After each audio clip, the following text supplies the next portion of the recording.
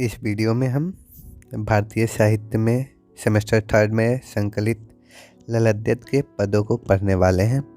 इसकी सप्रसंग व्याख्या देखेंगे, उसके बाद इसका सरल व्याख्या देखेंगे आपकी भाषा में, ताकि ये समझने में और आसानी हो सके। हर बार की तरह हम इस बार भी व्याख्या या फिर कविता पर जाने से पहले कवि परिचय को देखेंगे। तो आइए देखते हैं ललद्यत जी का परिचय। ललद्यत, जिन्हें लल्ला या लल आरिफ के नाम से भी जाना जाता है, 14वीं शताब्दी की एक कश्मीरी संत कवयित्री और रहस्यवादी थी। उनका जन्म लगभग 1320 ईस्वी में कश्मीर में हुआ था। वे कश्मीरी शैव दर्शन की अनुयायी थी और उन्होंने अपने विचार वाक्स के रूप में व्यक्त किए। उनकी रचनाएं गहरे आध्यात्मिक और मानवतावादी विचारों से ओतप्रोत हैं।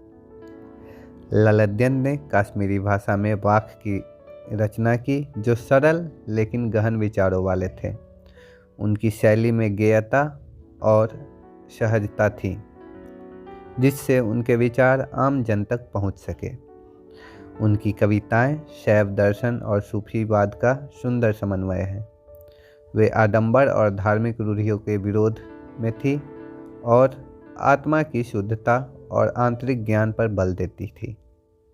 कहा जाता है कि उनका वैवाहिक जीवन सुखी नहीं था, जिससे वे सांसारिक जीवन से विरक्त होकर आध्यात्मिक मार्ग पर चल पड़ी।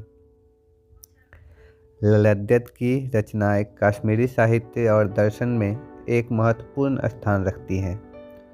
उन्होंने बाद के सूफी संतों और कवियों को भी प्रभावित किया। अब हम पदों की व्याख्या करेंगे। तो हमारे पाठ्यक्रम में जो पहला पद संकलित है वो कुछ इस प्रकार है। मुझ पर वे चाहे हंसे, हजारों बोल कसे, हंस लेने दो, पर होगा इसका खेद किसे। मैं हूँ शिव की सच्ची भक्त अगर मन से, क्या मैला होता मुकुर राख के गिरने से। यह वाक्य ललद्यत की सच्ची भक्ति और आडंबर रहित जीवन का परिचय देता है। उन्होंने समाज की रूढ़ियों और आलोचना की परवाह किए बिना आत्मज्ञान और शिव की आराधना का मार्ग चुना। ललद्यत कहती हैं कि लोग उनके साधना मार्ग पर हंस सकते हैं, उनका मजाक उड़ा सकते हैं, लेकिन इससे उन्हें कोई फर्क नहीं पड़ता। वे शिव की सच्ची भक्त है और उनका हृदय पूरी तरह पवित्र है। जैसे राख गिरने से दर्पण मैला नहीं होता, वैसे ही बाहरी आलोचनाओं से उनकी आंतरिक शुद्धता को प्रभावित नहीं कर सकती। वह वाक्य हमें सिखाता है कि समाज की नकारात्मकता की परवाह किए बिना अपने उद्देश्य के प्रति दृढ़ रहना चाहिए। ये था पहले पद की व्याख्या। अब हम दूसरे पद को देखें तो कुछ इस प्रकार है। गुरु ने मुझसे कह दिया यही तो एक वचन, तू बाहर से आकर प्रवेश कर ले भीतर। मेरी निष्ठा मेरा आदेश गया यह बन, बस तब से ही मैं तो नाची निर्वसन नगन। यह वाक्य गुरु शिष्य परंपरा और ललद्यत की गुरु भक्ति को व्यक्त करता है।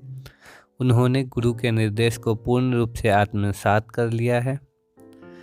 ललद्यत बताती है कि उनके गुरु ने उन्हें अपनी बाहरी व्यक्तित्व को छोड़कर आंतरिक आत्मा में प्रवेश करने का मार्ग दिखाया। गुरु के इस आदेश को स्वीकार करते हुए उन्होंने बाहरी आडंबरों और दुनियादारी बंधनों को त्याग दिया और निर्वसन यानी कि प्रतीकात्मक रूप से निर्दोष और सरल होकर नृत्य करना शुरू कर दिया। यह वाक्य आत्मसमर्पण और आडंबर से मुक्त होकर सत्य की खोज का संदेश देता है। इसके बाद जो हमारा तीसरा वाक्य है, यानी तीसरा जो पद हमारे पाठ्यक्रम में है, वो कुछ इस प्रकार है। हम ही थे, होंगे भी हम ही, और विगत युगों से चले आ रहे हैं हम ही। शिव का जीना मरना होगा न समाप्त कभी, आना जाना सूरज का बना रहेगा ही। यह वाक्य अद्वैत दर्शन और आत्मा की अमरता पर आधारित हैं।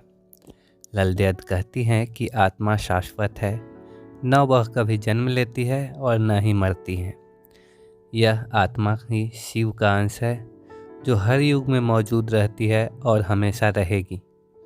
जैसे सूरज का आना जाना कभी समाप्त नहीं होता, वैसे ही आत्मा का अस्तित्व शाश्वत है। वह वाक आत्मा के अनंत स्वरूप और ब्रह्मांडीय चक्र को समझने का मार्गदर्शन देता है। इसके बाद जो हमारा चौथा वाक है, जो हमारे पाठ्यक्रम में संकलित है, वो कुछ इस प्रकार है कि पिया को खोजने में निकली, सुध न रही कब यह दिन बीता, कब यह रात ढली, मिले अंत में घर में ही तो मेरे कंत छली, मेरे उनके स्नेह मिलन की थी यह घड़ी भली। यह वाक ललदेद की ईश्वर के प्रति प्रेम और खोज का प्रतीक है। इसमें उन्होंने आध्यात्मिक अनुभव को व्यक्त किया है। ललदेद कहती हैं कि उन्होंने अपने प्रिय यानी कि ईश्वर को पाने के लिए बाहरी संसार में भटकाव किया, लेकिन उन्हें एहसास हुआ कि ईश्वर उनके भीतर ही हैं। इस ज्ञान ने उन्हें अपार आनंद और आत्मा की शांति प्रदान की। यह वाक आत्मा और परमात्मा के मिलन की स्थिति को दर्शाता है, जो आत्मा की यात्रा का चरम लक्ष्य है। सरल भाषा में अगर इसकी व्याख्या करें तो मैं आपको बताता हूँ। ललदेद कश्मीरी भाषा की लोकप्रिय संत कवियत्री थी, जो कि शैव दर्शन से प्रभावित थी, और इनकी 4 पद हमारे पाठ्यक्रम में लगे हैं, जिसमें पहला पद में वो कहती हैं कि मुझ पर वे चाहे हंसे हजारों बोल कसे, मुझे कोई फर्क नहीं पड़ता है दुनिया क्या कहती है। दुनिया की आलोचना से वो मतलब प्रभावित नहीं होती है। वे इसमें उदाहरण देती है कि जिस प्रकार दर्पण पर राख गिरने से वह मैला नहीं होता, उसी प्रकार बाहरी अपमान आलोचना से सच्चे साधक की आत्मा को कोई दाग नहीं लगता।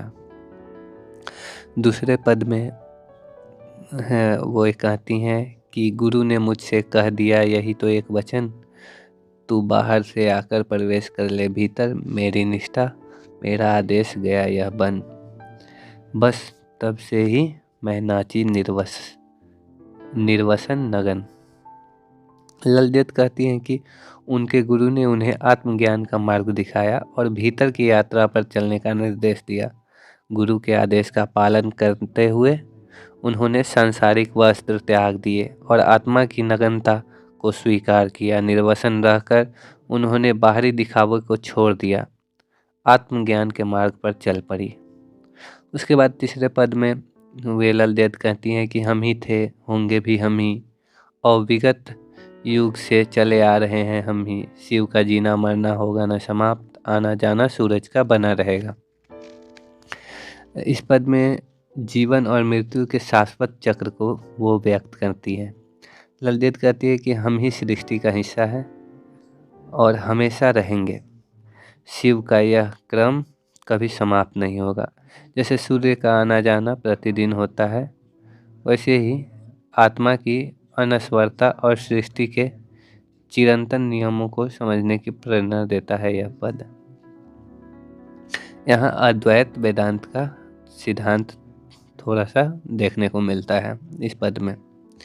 उसके बाद हमारा चौथा पद है, जिसमें वो कहती हैं कि पिया को खोजने मैं निकली, सुध न रहा कब दिन बीता कब रात बीता, मिले अंत में घर में ही मेरे कंठ छली। यानी कि इस पद में ललदेद अपनी आध्यात्मिक यात्रा का वर्णन करती है। पिया यानी कि परमात्मा, वे कहती है कि परमात्मा को खोजने के लिए भटकती रही, परंतु यह समझने में समय लग गया कि ईश्वर कहीं बाहर नहीं बल्कि उनके भीतर ही हैं।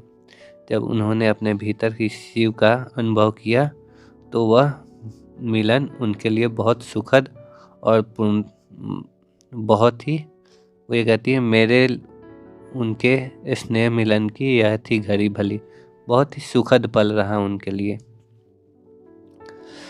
तो ये था हमारा ललदेद का पद, यहाँ पे समाप्त होता है। आशा करता हूँ आपको सब समझ में आया होगा। अगर कोई डाउट है तो आप कमेंट सेक्शन में पूछ सकते हैं। धन्यवाद।